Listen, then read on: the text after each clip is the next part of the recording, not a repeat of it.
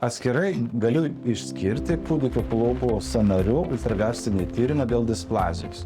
Rekomenduojama ištirti visus kūdikius, geriau iki 6 savaičių amžiaus, nes paskui vyksta spartus gūžduobės brendimas ir nustačius ligą po 4 mėnesio amžiaus gydymo rezultatai bus prastesni. Tam tinka rentgenologinis tyrimas ir jie gali vienas kitą papildyti, bet tik reikia atsiminti, kad echoskopijos metu kūdikius negauna apšvitos.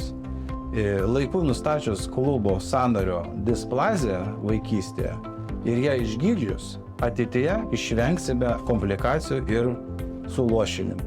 Klinikoje dirba labai patyrę gydytojai radiologai, todėl visus kviečiu ateiti pasitikrinti.